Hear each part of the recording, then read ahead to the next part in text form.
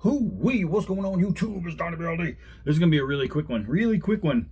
I already put it in a box, but I'll just open it and put it in the box all over again. So, I'm sending this cold steel Mahem. This is the one that bent to the great Billy Ford over in Tennessee. What Billy's going to do is he is going to measure the heat treat on this knife and see exactly what it is. Now, there's a couple different places he can heat treat from to get it. It was the tip that bent, so I would love to see what the heat treat is in here. I was doing chopping with this knife before it bent, and this held up great, so I'm wondering if the heat treat just failed as it got to the tip. Now, cold steel has been very inconsistent over the last few years with heat treats. You get a cold steel blade, I mean, 10 years ago, you're getting a great blade. Before that, you're getting a phenomenal blade. But even I want to say in the last 6 years, maybe and older, you're going to get a really good knife. You get so many of the fanboys, so many of the, you can't say a bad thing about cold steel. Okay, here's the deal. If something's bad, it's bad. Point blank. This, everyone, oh, you bought that novelty knife and blah, blah, blah. This is a great knife. This is a great, it bent. It's a great knife. The problem I had was when I called customer service, first of all, they told me it was impossible to be transferred to a supervisor. I've never heard a business say that, ever. I've owned my own business. I've done business dealings for a very long time. I have never, ever heard a company say, sorry, we can't transfer to supervisors or management. That's impossible. Not a single one of you out there, fanboys, can explain that and can defend that. And then everybody says, oh, well, throwing it voided the warranty. All right, that's fine. But up to that point, they didn't know the knife was thrown. They just knew the knife was bent. That's it. So for all the fanboys, oh, you can't throw it and it voided the warranty and blah, blah. I agree. They don't stand behind their product enough to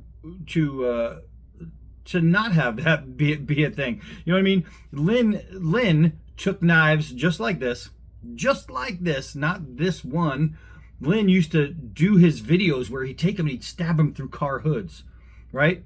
And then he would throw them or stab them into doors. And then on knives a lot like this, what he would do, he was put them in a clamp right here, and then he would tie a bunch of weight right here, link it on, and then lift it up until the weight lifted to show how very strong these freaking knives were. Lynn did this all the time. Why did he do that? Was it designed, like, did he have knives that were designed for attacking cars? No, don't be stupid. Lynn did it because he wanted to show superiority. He wanted to show that these knives are strong enough for anything. I mean, shoot, you could even take one and lob it into a tree really easy like, and it won't bend. Except this one did.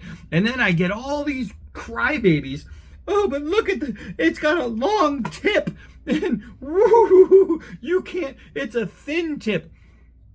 The extra large Espada, one of my all-time favorite knives. Right now it is with the great Stefan Klaus. The extra large Espada that I brought with me to Afghanistan, that thing went through war, literally. That I threw into the tree with a very long, thin clip point. Guess what happened to it? Nothing. It was heat treated. It was done right. The Kudu, the cheapest knife they make, I winged the crap out of that Kudu. It never bent. I've thrown 500 or more knives, right? You can go through my videos. Look at all these knives I get thrown. Folders, fixed blades. I've thrown swords. I throw axes. Everything. I throw everything. If it's got some kind of point on it, I'm going to throw it eventually. It just happens. So why is it that the rest of them survived, but this one didn't? Maybe, just maybe, maybe the heat treat was poor. Maybe something's wrong with it. Everybody likes to blame the design. Oh, it's not made for that. It's not made for that. Lynn Thompson drove his knives through car hoods, steel hoods, to show you that they're strong, that they're superior, that they're awesome, right? And guess what? They worked. He would do it, and then he would show the knife. Oh, look how straight it is. Look how perfect it is. And it was. It was. So why is it so hard-fetched for these Cold Steel fanboys who are witnessing a buyout from GSM? Terrible, right? They're letting the company go down, and they're still defending to the death that something can't possibly be wrong with a knife. Nope, there can't be. Everything has got to be perfect about the knife. It's just something you did. Something you did. Even though every other knife you threw lasted. Today, let's see. Today I have this knife. I just did a review on it, right? Look at the blade. This is a 5 1/4 inch handle. You can see how very heavy the handle is, right? There's your balance. That means leverage is going to be here. It's got this huge spacer going all the way around. I threw this multiple times. 0 tip bending. Oh, but it's not made for it, I know, but I mean, Cold Steel guys will come up with an excuse of why. So what's going to happen is Billy Ford is going to get this knife, and he's going to measure out the heat treat and see what's going on, see if it differentiates throughout the blade. So at least we can get that and figure out the actual numbers. And whatever the actual numbers are, good or bad, I believe he's going to post a video, and I'm going to post a video. It will be out there. So if the heat treat is good, and it's just the steel was crappy and it bent, and there's another one. Oh, it's AUS. What is it? AUS 8 or whatever it is. It's made to bend so it doesn't break. It's made for this. They did it on purpose. And then you read through the comments of all the people, and they say, oh yeah, I have one and the tip's snapped off. Oh yeah, my brother has one and the tip's snapped off. And they talk break, break, break, break, break. Okay, fanboy. Why? If it was made to bend, why did theirs break? Hold on. Let me give you a reason to think about that. Okay, there you go. You had your time. It's not supposed to bend. If it's bending, it's soft, right? Back in when gladiators fought, they would keep their blades partially heat treated so they would bend in battle. That way it could be bent back so they can keep using it, because if the blade broke, it would be no good. These are not made for that. Believe me, we already went through everything what it's made for. It's made for slashing soft objects. They made a knife that they put a $380 price tag on that could only cut things like skin, not bone, skin, maybe some butter, things like that. But no, definitely you could open packages, but don't use it for anything that you would use a knife for. So before the tip bent, however, I did regular testing. I was pounding the crap out of this knife, and it survived everything. It was doing great. One throw, it bent. It was just the tip. Here, I have to say, here was performing. No problems. And it was being used as like a bushcraft knife, as a camp knife, as a chopper, not as a fighting knife. I wasn't using it delicately. Nothing happened here. Not a thing. Only right here. That's it. But everybody, those fanboys, you cannot say anything, no matter. Even I Cold Steel products that I freaking love. My Frontier axes and things like that, I freaking love. My 1917 Bowie, I freaking love. There's my sword cane, I freaking love.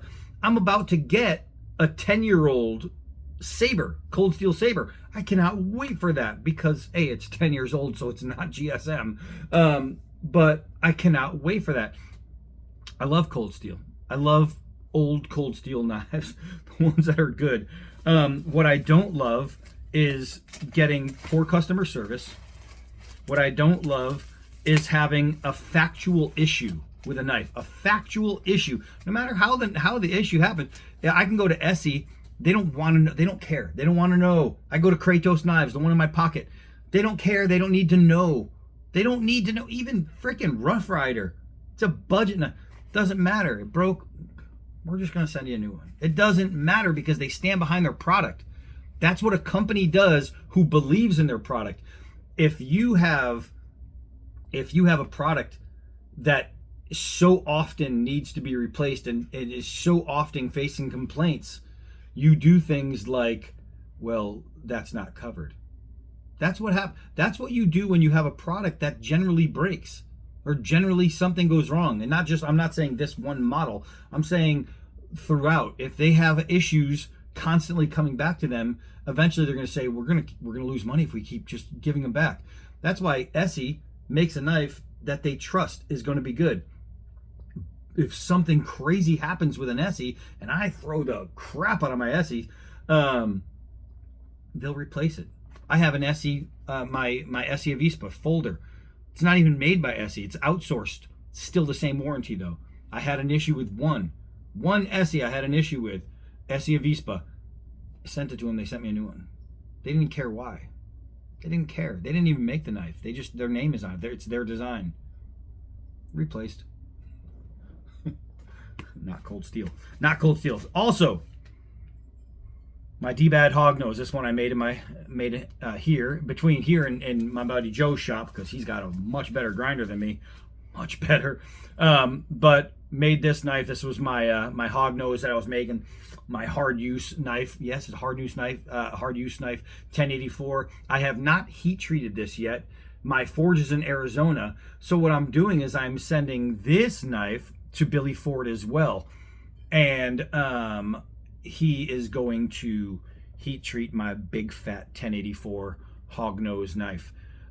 So then all I have to do is put scales on it, sharpen it, and well, that's it. That's all I have to do. That's all that's left. So the great Billy Ford is going to be tackling a few things. I still have my my template for this knife that I made. So that's it. My Hognose is finally going to get to a point where I'm going to finish it. Thanks to Billy Ford. It's just going to be cool. I can't wait to finalize this knife. It's going to be great. So that's it. These are going out to Billy. They'll be coming back. We'll find out the numbers on the cold steel. I know a lot of cold steel fanboys are already preparing, like, okay, so if the heat treat was good, this is what I get to say to him. If the treat was bad, what do I do? But they'll find an excuse. They'll find an excuse, I guarantee it.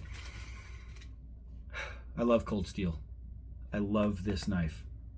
I don't love their customer service, and I don't love the fact that they have a lot of missteps. They have a lot of missteps. They have a lot of great knives.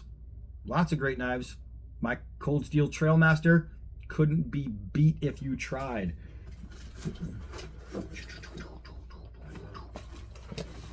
My higher end box of knives.